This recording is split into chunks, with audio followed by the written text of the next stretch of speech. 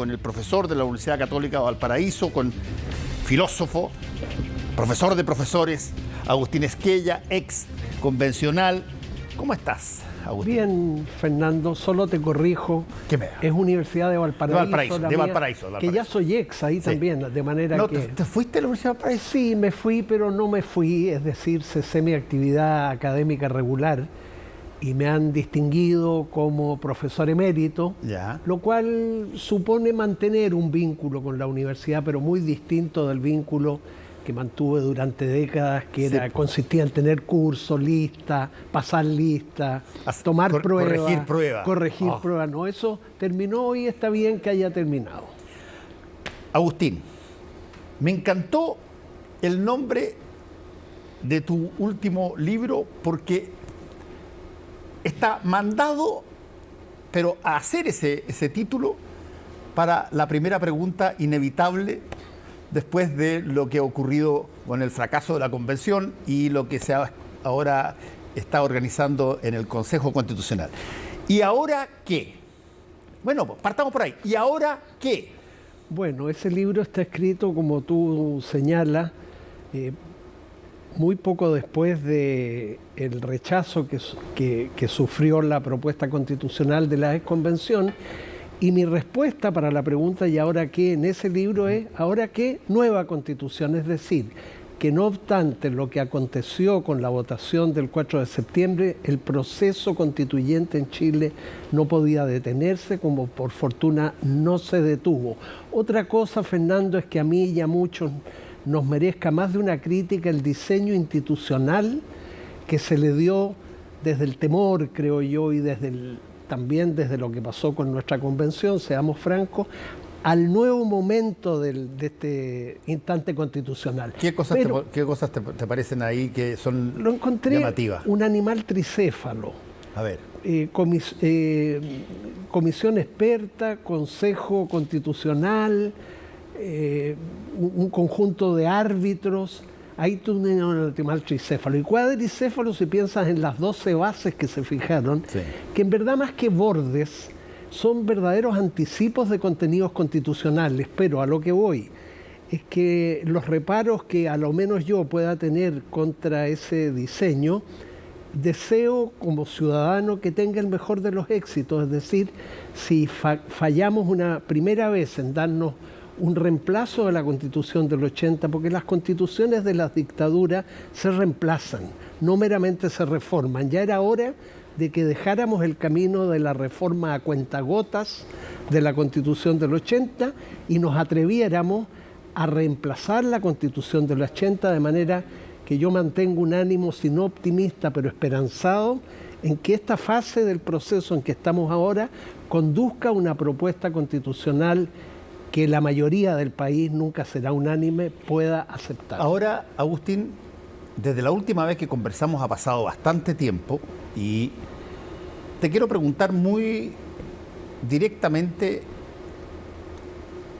¿has vuelto a revivir todo ese proceso y sobre todo el desenlace de esa situación, que es lo que nos tiene ahora en un trance totalmente distinto, pero que va encaminado más o menos a lo mismo? Pero a ver, ¿cómo paladeas tú todo eso que tú viviste y sobre todo el resultado que era probablemente muy contrario a lo que mucha gente quería, pero no lo suficiente como para que tuvieran los votos en ese sentido? Claro, mira,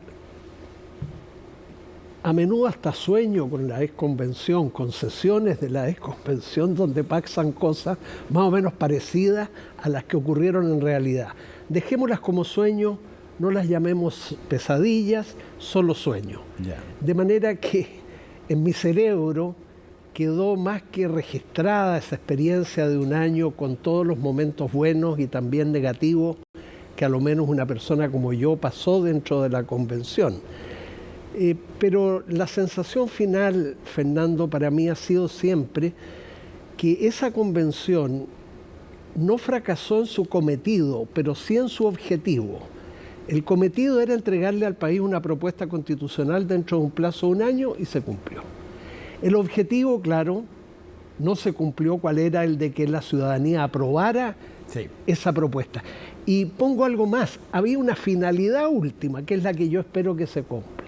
Cometido, presentar una propuesta, objetivo que se apruebe, finalidad, reemplazar la Constitución de 1980, ya era hora, es hora hace mucho tiempo, pero no solo eso, sino que el país pueda tener una Constitución para el siglo en que nos encontramos, que tiene una cantidad de problemas, desafíos, como se dice comúnmente, situaciones de incertidumbre muy alta, de las que un texto constitucional también debe hacerse cargo. Y ahora sigo con el ¿y ahora qué? Que me parece una pregunta eterna. Bueno, en realidad, en cualquier orden de la vida y ahora en cualquier orden de la vida. Pero se ha dicho mucho sobre lo que pasó en la convención. Han salido libros ya de gente de convencionales que han sacado libros al respecto. Si tú tuvieras que, mirando lo que ocurrió y todo lo que pasó, tuvieras que de alguna forma advertir una o dos características que eventualmente pudieran afectar el nuevo proceso, basado más o menos en lo que tuviste, ¿qué singularías ahí? ¿Qué tipo de cosas tú crees que no pueden volver a suceder en una convención o consejo constitucional?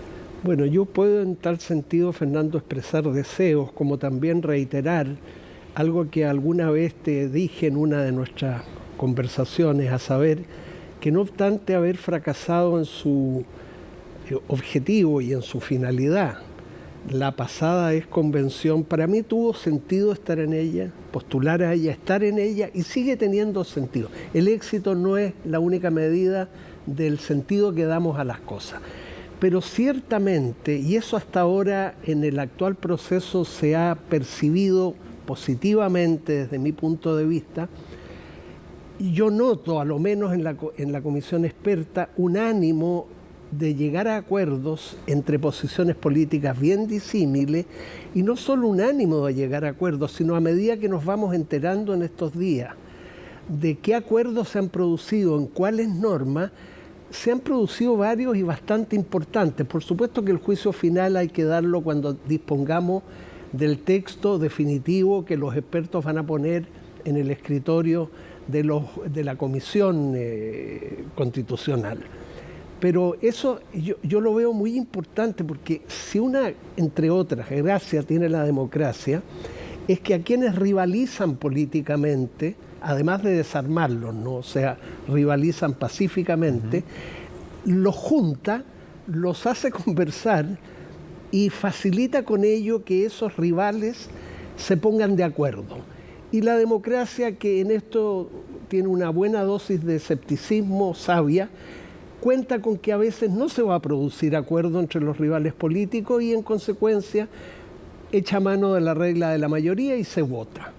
Bueno, yo noto en el actual proceso eso hasta el momento. No sabemos lo que va a pasar cuando se instale el Consejo y cómo van a ser las relaciones entre el Consejo que acabamos de elegir, los expertos y los árbitros, pero sobre todo la relación más importante es entre el Consejo y los expertos.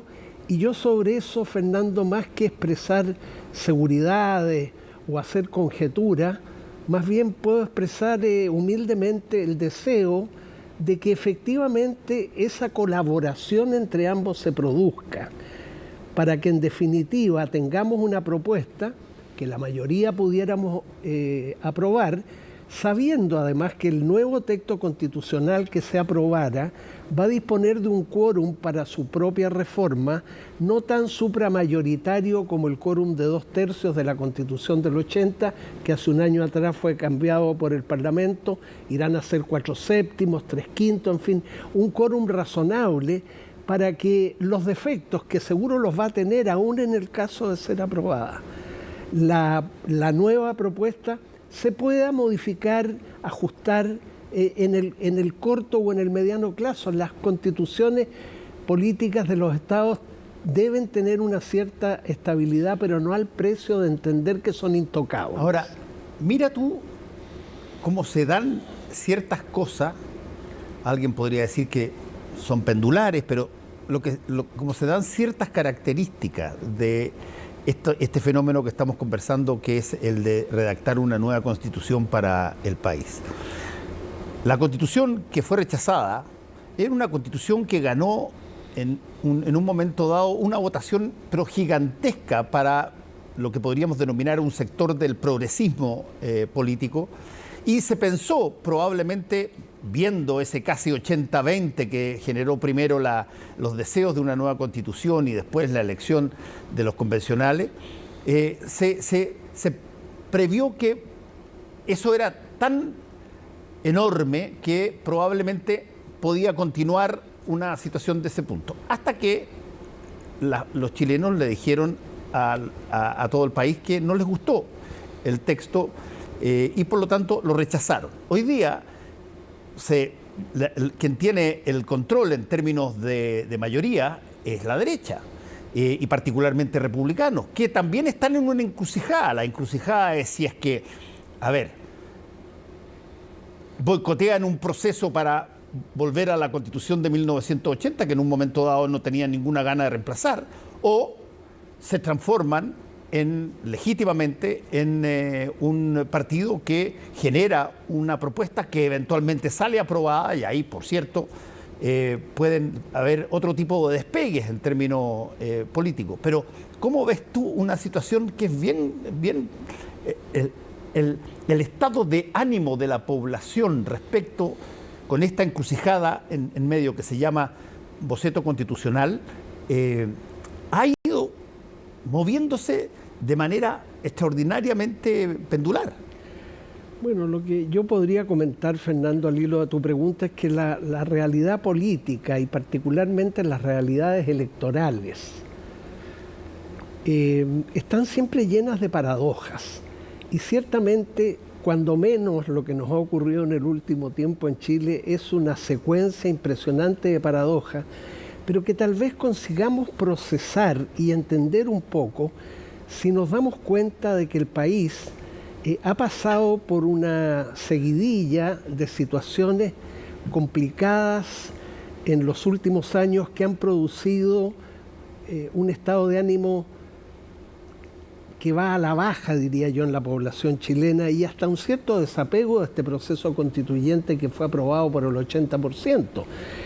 Tuvimos desde luego un estallido social, sí, que en verdad respondió no a una maniobra del gobierno venezolano, como se dijo por un sector del país, sino a una crisis política y social que el país venía arrastrando ante sus élites siempre ciegas y complacientes. Tuvimos la pandemia, tuvimos luego una crisis económica con motivo de la pandemia.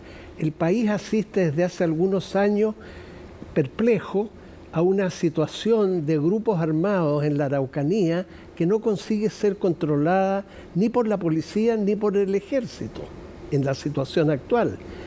Y se añade a eso una situación migratoria que en algún momento se iba a producir en Chile, no nos debemos sorprender tanto de lo que ocurre, pero que las personas procesan como un problema e incluso como una amenaza. Todo eso pesando sobre la ciudadanía, a mi juicio hace más entendible un estado de ánimo de preocupación, incluso de fatiga, pero reitero, no obstante eso, es muy digno de celebrar que no se haya bajado la guardia y que el Congreso Nacional, con los defectos que tenga el actual diseño de este momento del proceso, se haya puesto de acuerdo para no renunciar al objetivo de tener una nueva Constitución. Todos esos problemas nos aquejaban y nos aquejan, pero ninguno de ellos justificaría o habría justificado la interrupción de un proceso constituyente, reitero, no solo para reemplazar la Constitución de 1980, eso ya sería una finalidad importante, o lo sigue siendo, sino también tener una Constitución para el siglo XXI. Si el derecho es dinámico, el derecho cambia, sí, y el derecho constitucional también debe cambiar. Pero viste, y me parece que mucha gente ha reparado en eso, porque lo he visto en montones de, sobre todo, cartas al director y todo, cuando se conversa sobre este nuevo Consejo Constitucional. Estábamos llenos de lo que podríamos denominar, si tú quieres, voy a ponerme freudiano, de arquetipos de cosas que debían estar en una Constitución. los pueblos originarios total y absolutamente ratificado, una paridad de género, tenían que estar independientes, porque los independientes son la mayoría, no son los militantes la mayoría, etc. Y tú ves que de pronto volvimos en esta nueva función, después del resultado de la anterior, a una situación donde los expertos casi todos provienen de partidos, más que independientes. Por cierto, hay una alocación de pueblo originario, pero que no tiene nada que ver con la que tenía la anterior convención. La paridad, si bien se sigue diciendo que vale, pero ya tiene está menguado el punto a como estaba en la convención. Cambiaron no solamente las condiciones de la ciudadanía con la votación, pero sí también cambió de alguna manera los protagonistas que van a llevar adelante esta nueva tratativa. Mira, mi convicción es que la comisión experta ha hecho un buen trabajo. Para emitir un juicio definitivo sobre su trabajo, en verdad tenemos que esperar el texto final que va a entregar a los consejeros que hemos elegido hace un par de semanas atrás. Pero eso se ha visto, por lo menos desde fuera, por un ciudadano como yo, bastante bien en la forma que expliqué anteriormente. Claro, pero esta propuesta de un grupo políticamente bien diverso como es la comisión de expertos, porque los expertos en el trabajo que han hecho no se han comportado solo como expertos, se han comportado también como políticos, porque ellos fueron designados por el Congreso a propuesta de los partidos. Y está bien que se hayan comportado como políticos, porque alguien que va a redactar una nueva constitución o el texto inicial de una nueva constitución, como en el caso de la comisión experta, lo que hace es política. Y por lo mismo eso es lo que hemos visto en este tiempo, con el deseo, claro, de que, repito, estos dos organismos, el Consejo y la comisión experta, una vez instalado el primero, no se miren como, diré, enemigos, sino como colaboradores. Es cierto, quedó, si la convención constitucional de que yo formé parte pecaba de una representatividad no completa de la sociedad chilena porque quedó cargada hacia un lado, bueno, la comisión constitucional quedó cargada ahora hacia el otro lado. Sí. Bueno, son los vaivenes de las votaciones populares. Se dice que el voto hace ya rato es líquido, pero tan líquido es que se escurre también. O sea, nadie puede clavar la rueda de la fortuna y decir, mira, yo soy mayoría ahora y voy a ser mayoría en la próxima votación popular, tal vez no. Aquí lo que hay que resguardar es que todos puedan entender que sin renunciar a sus principios, hay como el deber de salir de este proceso constituyente con una nueva constitución. Si algo le puede hacer mal a un país, es la lógica del conflicto a cualquier precio. Piensa tú en el Chile de los 2 últimos años de la Unidad Popular. Lo que tuvimos ahí, la lógica del conflicto a cualquier precio, se exacerbaba el conflicto sin pensar en las consecuencias que se podían producir.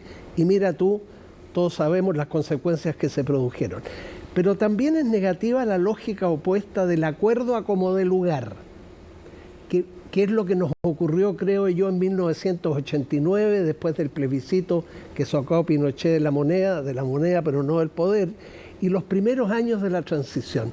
Entonces, transmito esta diferencia, conflicto a cualquier precio, muy negativo, acuerdo a como dé lugar, con sacrificio de principios importantes, como dos alternativas indeseables.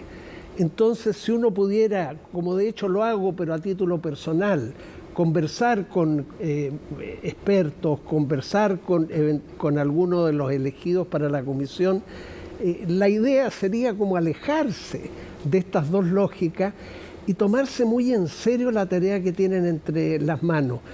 La convención de que yo formé parte se tomó en serio, pero actuó con una precipitación, con actitudes desafiantes, con no poca arrogancia, creyendo siempre, muchos de los constituyentes, yo de verdad no me conté entre ellos que lo que propusiéramos iba a contar con la aprobación ciudadana. Bueno, no fue así, y de ahí hay que sacar la lección acerca de que lo que se le presente al país como resultado de este momento constitucional sea algo que la mayoría pueda aprobar y que en el futuro, sabiendo, va a ser susceptible también de los ajustes que el tiempo vaya dictando, porque las obras humanas, por el hecho de serlo, van a ser siempre imperfectas y sujetas a revisión. Si quiere continuar escuchando a Agustín Esquella, acaba de sacar este librito, ahí. ¿Y ahora qué? Digresiones sobre derecho, poder y nueva constitución, donde me imagino que expande bastante esto que estamos conversando. Claro, ahí en ese libro tú me preguntabas qué pienso, qué siento sobre lo que estamos viviendo y lo que viene. Bueno, está expresado en ese libro, un libro que está escrito con espíritu crítico. Yo no puedo dejar de tener espíritu crítico, partiendo por el autocrítico, que nos escasea a todos muchas veces. Es bastante normativo en cuanto a recomendaciones que sea futuro, o sugerencias o propuestas, pero en el ánimo constructivo de colaborar, de no restarse simplemente porque uno falló como parte de una convención, restarse al debate, a la conversación que tenemos no solo aquí en este estudio de televisión, sino en la completa sociedad. Ahora, ¿por qué yo escribo tanto, Fernando? Tú no me lo preguntas, pero quizás intuyes que es una patología. En mí escribir se ha transformado en una enfermedad. Y en consecuencia soy preso de ella. Esa enfermedad tiene una ventaja. Pero no sé. Tiene una ventaja. Sí, la ventaja es que tú generas un recurso que es el recurso de poder saber primero lo que piensa, y segundo, que generaciones posteriores van a poder ver lo que Agustín Esquella pensaba. ¿Sí? ¿Para qué se dejan los libros si no es para que no se lean todos el mismo día, sino que se lean en el tiempo? Sí, tú tienes razón. A lo menos en mi caso, yo pienso cuando escribo. Tengo que tener en la mano un bolígrafo, un bloc fiscal o un cuaderno torre, o tengo que estar frente al computador, y ahí empiezo a pensar cuando estoy escribiendo. Pero con la suerte, Fernando, tengo que decirle, de que hay editoriales como la que hizo este libro y mi anterior, Apuntes de un constituyente, una editorial tan prestigiada como la de la Universidad Diego Portales, que hay editores ahí que realmente se interesen por lo que uno escribe, porque una cosa es escribir, otra cosa es publicar.